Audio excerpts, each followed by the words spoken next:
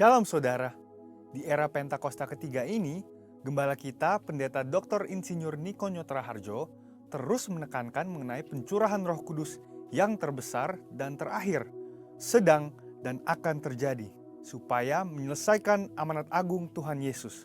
Nah, kita perlu memahami bahwa amanat agung bukan hanya mengenai penginjilan untuk membawa orang-orang yang belum bertobat masuk ke dalam Kristus, namun mengenai mengajar orang-orang percaya supaya menjadi serupa dengan Kristus.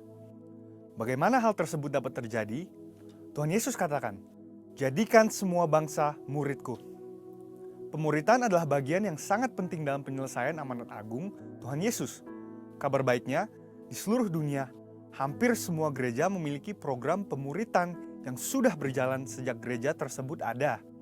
Namun, pada tahun 2021, Dr. George Barna dari Barna Research memberikan satu statement yang mengejutkan sebagai hasil survei mendalam mengenai generasi muda. Dia berkata, pelayanan yang dilakukan oleh gereja selama 5 dekade terakhir sudah tidak dapat digunakan lagi kepada generasi muda saat ini. Pertanyaannya adalah, bagaimana kita menyesuaikan program-program pemuritan yang sudah ada supaya relevan dengan generasi kita saat ini? Salah satu jawaban yang disarankan oleh David Kinnaman dan Mark Matlock dalam buku Faith for Exiles adalah dengan pemuritan vokasional. Pemuritan vokasional dikatakan dapat membangkitkan satu generasi muda untuk menjadi resilient disciples atau murid-murid yang tangguh. Ciri-ciri resilient disciples adalah yang pertama, hadir beribadah di gereja dan aktif, bukan hanya sekedar datang untuk beribadah saja. Yang kedua, mereka percaya penuh pada otoritas kebenaran firman Tuhan. Yang ketiga, mereka berkomitmen secara pribadi kepada Tuhan Yesus, yaitu percaya bahwa Dia disalibkan dan dibangkitkan dari kematian dan mengalahkan dosa dan maut. Yang keempat adalah mereka menyatakan kerinduan dan percaya bahwa mereka dipanggil untuk mengubahkan masyarakat supaya menjadi lebih baik. Jadi, seperti apakah pemuritan vokasional yang dapat membangkitkan resilient disciples itu?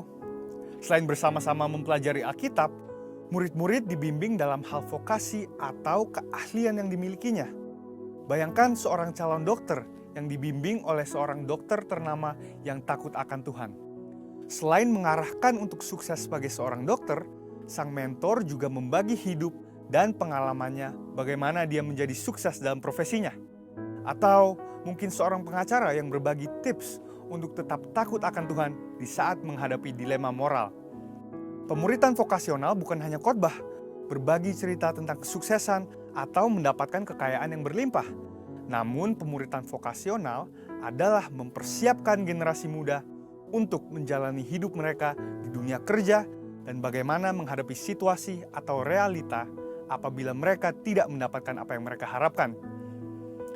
Pemuritan vokasional ada untuk anak-anak muda mengetahui dan menghidupi panggilan Allah dalam hidup mereka, terutama dalam area pekerjaan, tapi juga untuk mengarahkan ambisi mereka kepada kerajaan Allah. Setelah mengetahui dampak luar biasa dari pemuritan vokasional, hal-hal apa sajakah yang perlu diperhatikan untuk mewujudkannya? Yang pertama adalah aplikasi nilai-nilai kerajaan Allah. Generasi muda Kristen umumnya mengetahui bahwa iman Kristiani dan kehidupan sehari-hari adalah hal-hal yang tidak terpisahkan. Mereka juga tahu bahwa secara umum mereka dipanggil untuk mewarnai dunia secara positif dengan cara menjalani hidup sebagai murid-murid Kristus. Yang mereka butuhkan adalah bagaimana secara lebih spesifik menjalankannya di area pekerjaan yang spesifik pula. Yang kedua adalah hubungan antar generasi. Pemuritan vokasional berbicara mengenai menghubungkan generasi muda dengan generasi sebelumnya, sesuai dengan vokasi yang akan atau sedang mereka geluti. Ingin jadi politikus? Mintalah politikus Kristen yang sukses dan bersih menjadi mentornya. Ingin menjadi pengusaha startup? Mintalah pengusaha yang sukses membangun bisnis sendiri dan terbukti takut akan Tuhan menjadi mentornya. Mau menjadi tentara? Mintalah perwira yang hidup dalam firman menjadi mentornya. Atau mungkin terpanggil menjadi pengkhotbah. Selain masuk sekolah Alkitab, mintalah seorang pengkhotbah yang baik untuk menjadi mentornya. Poin yang ketiga adalah pemuritan vokasional membutuhkan komitmen yang serius. Pemuritan vokasional bukan ibadah raya atau kelas-kelas Alkitab, tetapi suatu kedekatan khusus antara murid dan mentor. Ini membutuhkan komitmen dan upaya yang lebih dari pihak mentor. Sang mentor membagikan bukan hanya hal-hal baik yang dia terima dan yang dilakukan dalam bidang pekerjaannya, tetapi juga dengan terbuka mengenai pengalaman buruk yang dialaminya.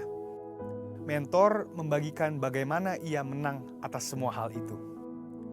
Dengan kuasa Roh Kudus di era Pentakosta ketiga ini dan melalui pemuritan vokasional, kiranya dibangkitkan generasi Yeremia yang menjadi resilient disciples.